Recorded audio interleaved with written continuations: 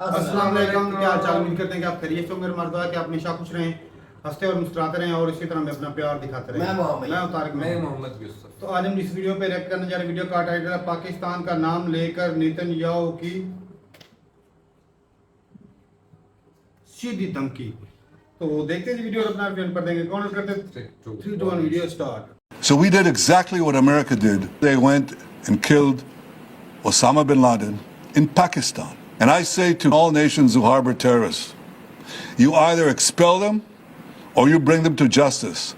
Because if you don't, we will. Netanyahu जो कि prime minister of Israel हैं, उन्होंने फिर वार्निंग दी है। इसराइल के फाइनेंस मिनिस्टर ने दिल्ली के अंदर बैठकर बात की। उसने ये कहा कि हिंदुस्तान और इसराइल दोनों अच्छाई बमुकाबला बुराई की जंग लड़ रहे हैं।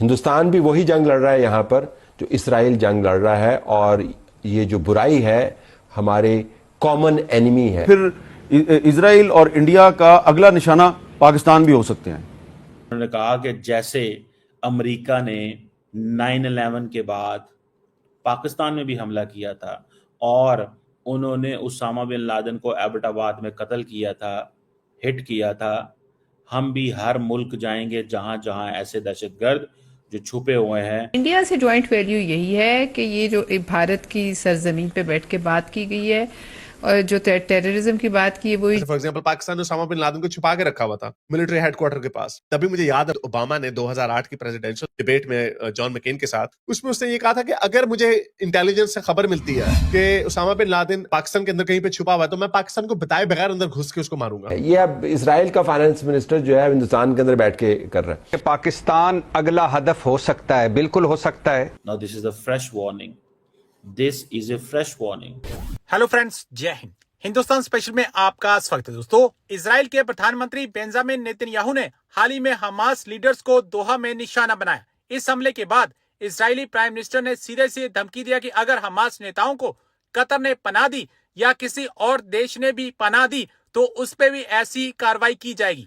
हालांकि नेतन्याहू को दोहा हमले को लेकर अंतरराष्ट्रीय आलोचना का सामना करना पड़ा था, लेकिन उन्होंने इस हमले की तुलना अमेरिका के लादेन पर की गई कार्रवाई से की, जो 11 सितंबर 2001 के आतंकवादी हमलों के बाद पाकिस्तान में छिपा बैठा था। नेतन्याहू का कहना था कि वह अमेरिका की तरह आतंकियों को जहां भी हो जहन्नुम में पहुंचाएगा, चाहे वो पाकिस्तान हो या कतर। आपको यहां बता दें कि कतर ने हमास के राजनीतिक ब्यूरो के सदस्यों को आश्रय दिया हुआ था। इजराइल के प्रधानमंत्री बेंजामिन नेतन्याहू ने सीजफायर की सारी उम्मीदों पर पानी फेरते हुए कतर को धमकाया है। नेतन्याहू ने सीधे सीधे कहा कि अगर कतर हमास के नेताओं को भगाता नहीं है तो उसे वैसी कार्रवाई के लिए तैयार रहना होगा जैसे अमेरिका ने लादेन पर की थी। नेतन्याहू जो कि प्राइम मिनिस्टर ऑफ इजराइल हैं, उन्होंने फिर वार्निंग दी, अगर आप लोगों ने इन इस्लामिक टेररिस्ट को खत्म ना किया।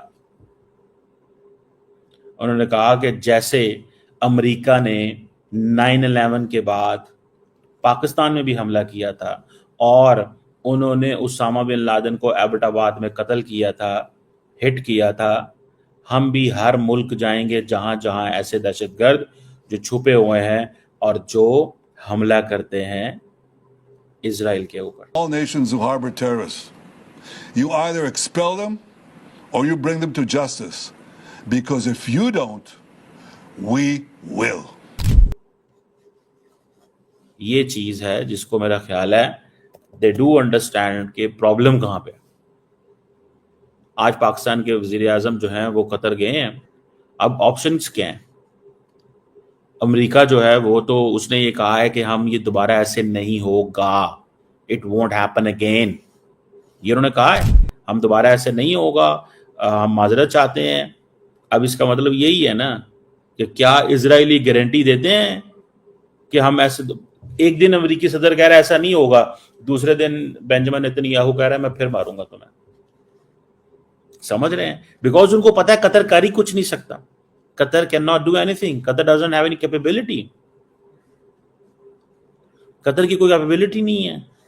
मुझे ये समझ नहीं आती, you know, I am unable to understand this, frankly speaking,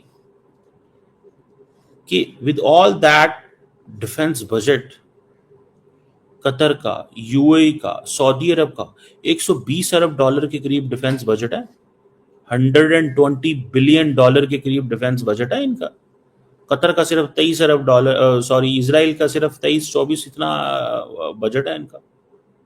and look वो किस तरह जब उनका दिल करता है, जिसको दिल करता है पूरे मिडल ईस्ट के अंदर मारते हैं और आगे से उठता भी नहीं, बात भी नहीं करता। कोई ये भी नहीं कहता कि हाँ भैया मैं इसका जवाब दूंगा। Nobody says this. Nobody has ever said this. यहां से आप अंदाजा लगा लें, यहां से आप अंदाजा लगा लें वे थिंग्स स्टैंड, चीजें कहां पे खड़ी हुई हैं। ठीक है जी। तो ये आपने इस चीज को अगर समझें, थोड़ा स्टडी करें, तो आपको पता चल जाएगा कि इन्हों की तो कोई गलबात ही नहीं है, इनकी तो कोई बात ही नहीं है कि ये मतलब आप इस चीज से अंदाजा लगाएं। अब इनके पास क्या ऑप्शंस हैं? डिप्लोमेटिक ऑप्शंस ही हैं। 120 अरब डॉलर का डिफेंस बजट हो पूरे अरब वर्ल्ड का, जीसीसी का, और जब ओआईसी का इजलास बुलाना हो तो ये कहते हैं जी अरब इस्लामिक। ठीक है, तो where does the entire Arab world stand? Arab world कहां खड़ी हुई है बताएं ना हमें। अरब वर्ल्ड कहां खड़ी हुई है? कितनी अरब वर्ल्ड के पास क्या है देने को, अपने आप को प्रोटेक्ट करने को क्या है अरब वर्ल्ड के पास? बाकी तो वो देखें, हमें तो वही लीड कर रहे हैं ना कि जी हमारे पास पैसे हैं, हमारे पास रिसोर्सेज हैं, हम ये हैं, हम वो हैं। भाई ठीक है,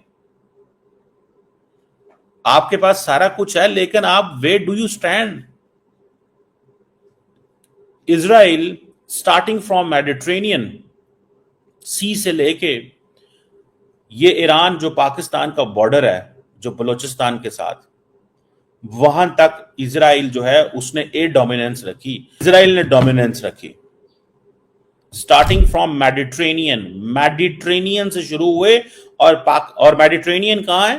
that links with Portugal, Spain, Greece, Italy, Turkey, सारा नॉर्थ अफ्रीका, तुनिसिया, लीबिया, यहां से वो शुरू होते हैं और ये पाकिस्तान के बॉर्डर तक आते हैं। आप लोग मानना पड़ेगा कि इस्राइल से बेहतर मुल्क अपनी आवाम के लिए इस वक्त दुनिया में और कोई नहीं है। अमेरिका एक जमाने में ऐसी बदमाशी करता था कि अगर उसको पता है कि भाई मेरा दुश्मन इस मुल्क के अंदर छुपा हुआ है, चाहे वो मुल्क मेरा एलाय क्यों ना हो, मैंने अंदर घुस के उसको मार देना, क्योंकि इंटरनेशनल लॉ के मुताबिक आपको उस मुल्क के खिलाफ ऐलाने जाता है और उनको पता होता है। तो जो बुरे मुल्क हैं वो इंटरनेशनल लॉ के पीछे छुपते हैं, फायदा उठाते हैं। जैसे फॉर एग्जांपल पाकिस्तान ने उसामा बिन लादेन को छुपा के रखा हुआ था मिलिट्री हेडक्वार्टर के पास। तभी मुझे याद है ओबामा ने 2008 की प्रेसिडेंशियल डिबेट में जॉन मैकेन के साथ, उसमें उसने ये कहा था कि अगर मुझे इंटेलिजेंस से खबर मिलती है कि उसामा बिन लादेन पाकिस्तान के अंदर कहीं पे छुपा हुआ है, तो मैं पाकिस्तान को बताए बगैर अंदर घुस के उसको मारूंगा। तो उसका बड़ा शोर मचा था यहाँ पे, उसके जरदारी की हुकूमत, ये क्या भाई ऐसा नहीं हो सकता, ये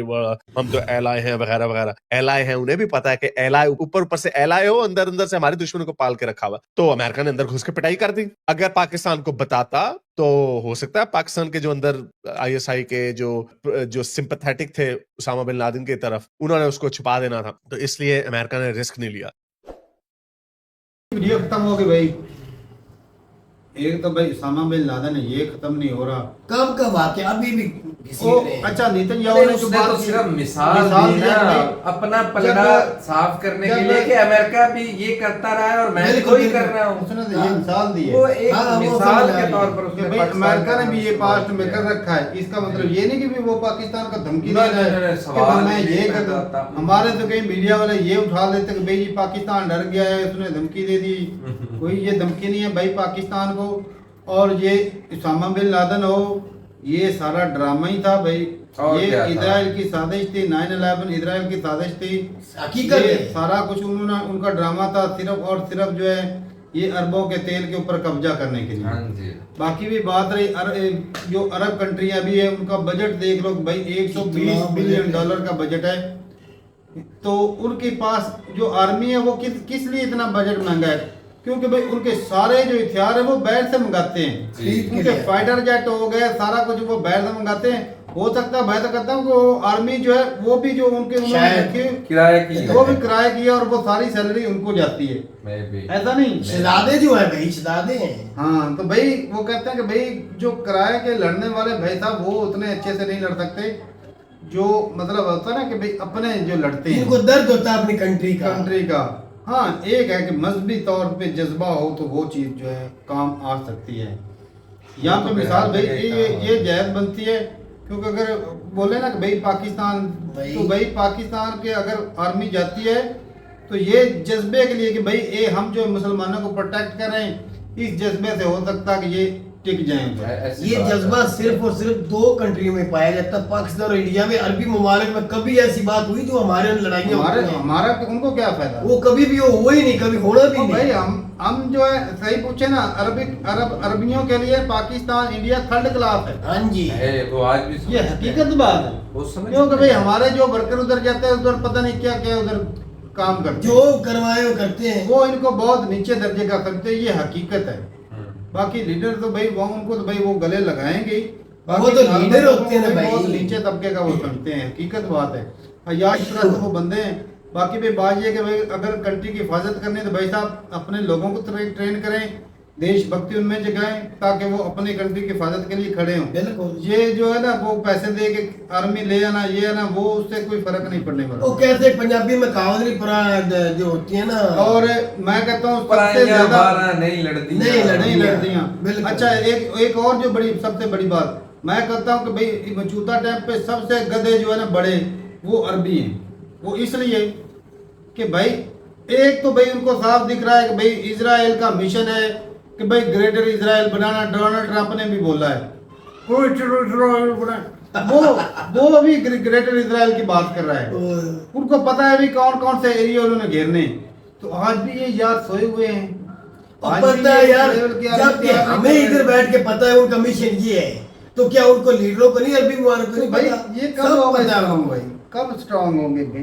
स्ट्रांग तो वो पैसे से पहले है ना, पैसे से स्ट्रांग होने से नेतन्याहू ने एक हमला किया है और फिर कह रहा है कि मैं दूसरा भी करूंगा।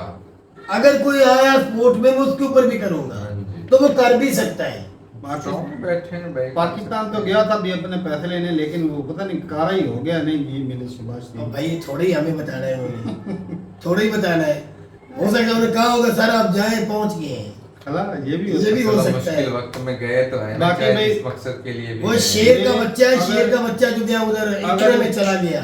दिल से बोलो तो भाई साहब, ये जो उसामा बिन लादेन है ये एक सिर्फ नाम है। इस तरह के एक नाम जो इस्तेमाल होता है लॉरेंस बिश्नोई का, इस तरह ये भी सिर्फ एक जो नाम बनाया गया बड़ा, उसको बहुत बड़ा नाम दिया गया। भाई उसने वर्ल्ड ट्रेड सेंटर पे अटैक करवाया, 9/11 करवाया। अब उसका एक खौफ पैदा किया गया अमेरिकन के अंदर, वो भी पॉलिटिशियंस के जरिए। और साफ ज़रा भाई कि अमेरिकन के अंदर खौफ बनाया गया और जो है दूसरी दुनिया को सजा देने के लिए दूसरे कंट्रियों को। अब उसामा बिन लादेन खुद जो था वो एक सऊदी अरब का शहजादा था, बिल्कुल अमीर बिन लादेन कंपनी, मतलब वो अमीर था सऊदी अरब का। अब इराक के ऊपर उसके बदले में अटैक करने का क्या तुरंत बताओ, वाली बात है। तो ये बात है भाई, वो अरबों का तेल सारा अब जो है जिस तरह यूएस जो है वेनेजुएला पे अटैक, ये जी हमें नशा बेचते हैं। वो भाई अपना बॉर्डर तुम स्ट्रॉन्ग करो।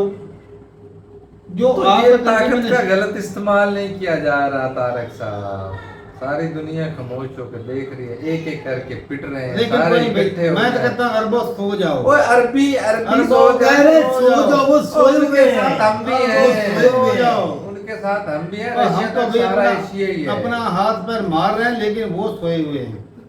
और भाई हमारे कुछ लोग हैं जब हमारी आर्मी के पीछे ही हाथ धो के पड़े, जिसकी वजह से भाई हम आज प्राउड से कह सकते हैं कि हमें इजराइल से कोई डर नहीं। लेकिन हमारे कुछ लोग जो हैं वो इसी आर्मी के पीछे हाथ धो, कोई भी बंदा खिलाफ नहीं आर्मी के। चलें जी, सही है। अपनी राय जरूर बताएगा कमेंट सेक्शन में। मिलते नहीं वीडियो के साथ, तब तक के लिए इजाजत दें। अल्लाह।